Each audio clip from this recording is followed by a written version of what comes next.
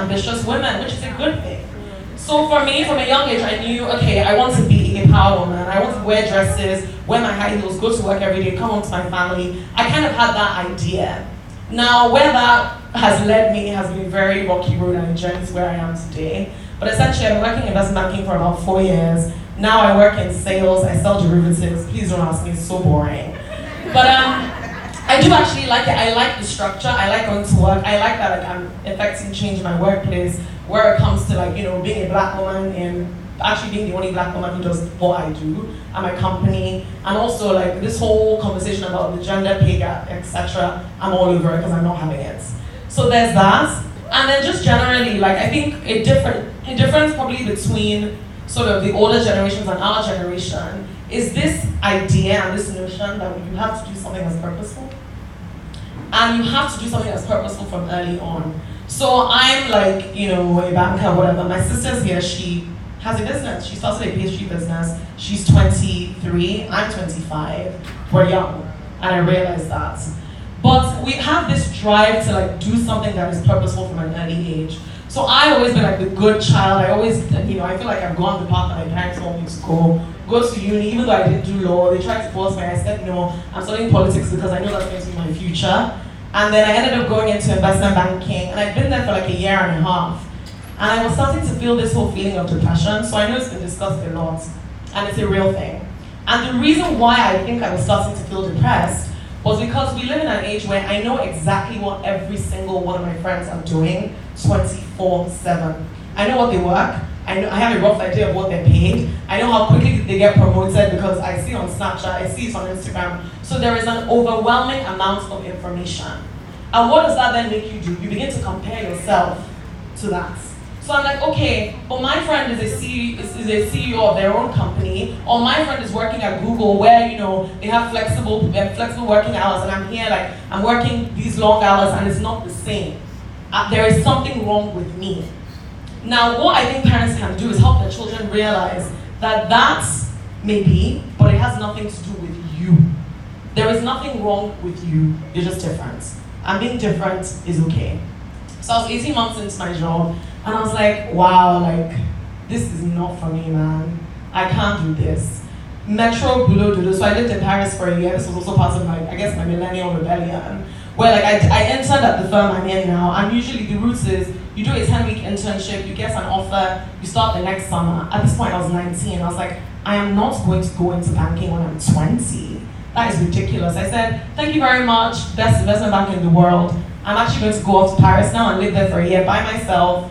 Never lived anywhere away from my family really properly before. Finished my internship on a Friday, was on Eurostar on Saturday, and I had the best year of my life. I lived alone, I didn't want to have any roommates. I made a decision, I was I want to know who I am. What am I about? What do I actually care about?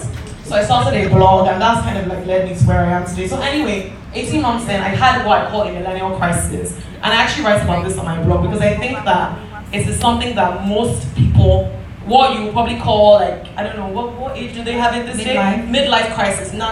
It's an early life crisis in our own experience because things are happening so much quicker. So I had this millennial crisis where I was I can't do this anymore. This is not what life is all about. Life isn't just about going to a job, making good money, your parents may be proud, but what about me? What about my values, my vision, my purpose? What do I actually really want to do? So I'm a spiritual person. I have a really good relationship with God, and that really is what carried me through the whole depression phase. But also, I think you also have to come out of that with your revelation and an understanding. And I really believe in having practical values that you apply to yourself to get you out of the situations that you're in. So my thing is, and what I do kind of on the side, but actually I think it's really my main thing, which is why when you were talking about having a portfolio career, I think it's fine.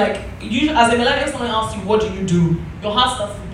You'll think, okay, which one do I say? Oh my God, which one do I say? And then you start to tailor it to who you're talking to. So when I introduce myself to my friends, I don't say I work in investment banking because nobody cares. Most of them do the same thing. I say I am the creator of the 3D empowerment movement, which is to help millennials at an early age figure out a way to live their life. So what is about? What are we all trying to get?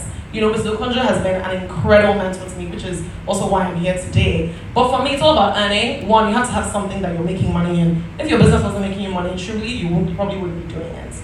Also, dreaming. Like, everybody has an individual talent, skill, or gift. And, you know, I think our journey in this life is to figure out what it is. So whatever you're doing day to day, I think as millennials, we don't have the patience to be doing something that we know doesn't tie to that.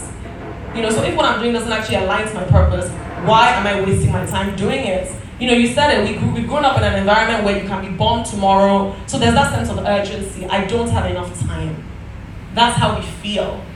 You know, so you have to be doing something that is purposeful. That's your dreaming dimension.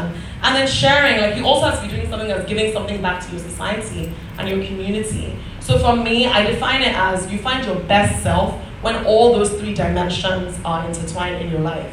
So how do you do that? Some people may have one thing that covers all of that, but for me, it's actually really separate. So I have my day job, which I love. I go to my banking job and it's great. I have like, you know, my 3D movement thing where I do like events called Live Your Best Life, where we kind of get other millennials on a panel talking to other millennials to kind of help us through this angst of like quick success. It doesn't have to be quick. If you use this three-dimensional framework, you can actually figure out a way to be happy. And then my sharing dimension, you know, doing stuff like this. I also have a charity with my sister and a couple of my friends to like help educate girls in school. So that may be a lot to some people. It's like, you know, maybe if I was like 20 years older, I might just pick one and just try to make it perfect. But for me, if one day I'm not happy at work, in the evening I can go and blog. You know, I don't have to, the pressure doesn't have to be on one thing to give me 100% satisfaction. And I think that's the power of being a millennial, or even just having a millennial mindset. Like my dad has a very millennial mindset. He's a baby boomer probably. You know, so it's not really about this type of being a millennial. It's more about maybe we embrace we're looking for a framework to help us live this life more purposeful early on. So I know I've rambled a lot, but hopefully that makes sense. Really good.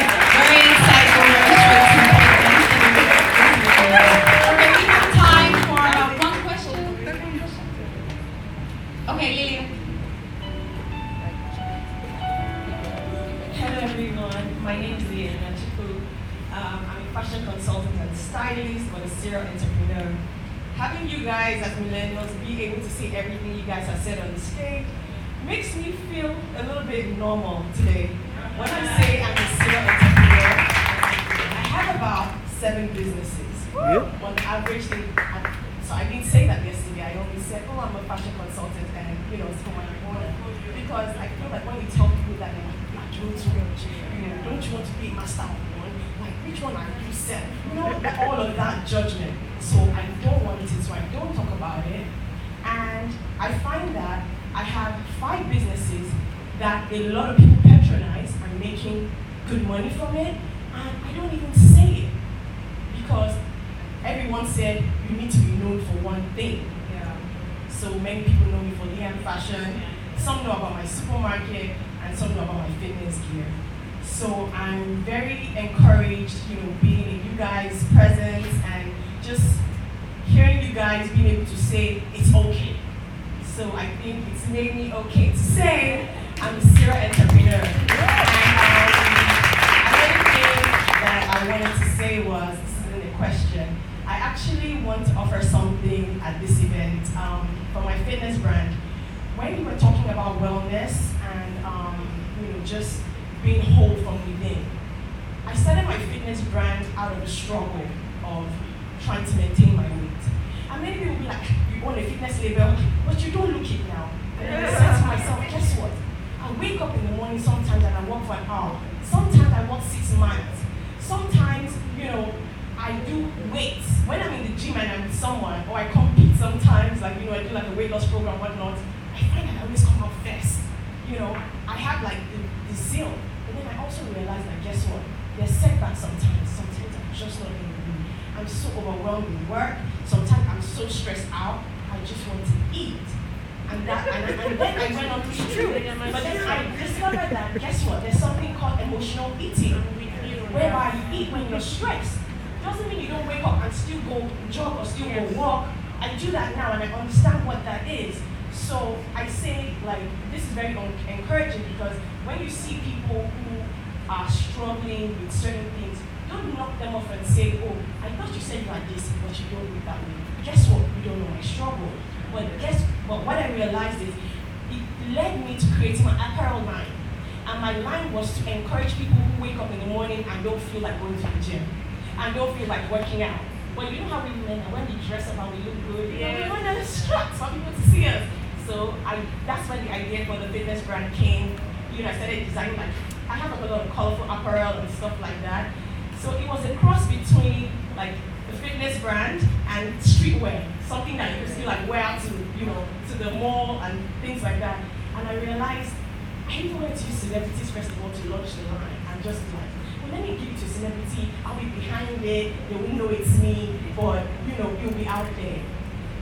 And I took a gamble while I was in LA and said, okay, let me just say it's me. Regardless of whatever people might say, like, oh, you don't look the part or whatnot. And I went with it, and guess what? Right now, I'm on a path where, like, for the last 1 year, I set up a supermarket, and it was the most stressful thing ever.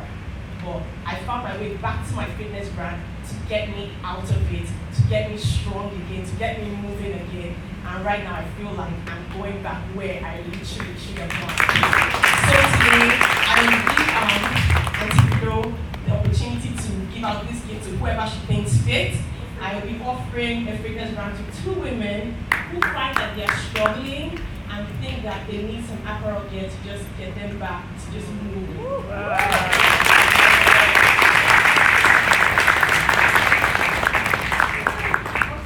Yes, that was awesome. Thank you so much, Lillian, and thank you so much to our panelists, our key speaker. Round of applause, please.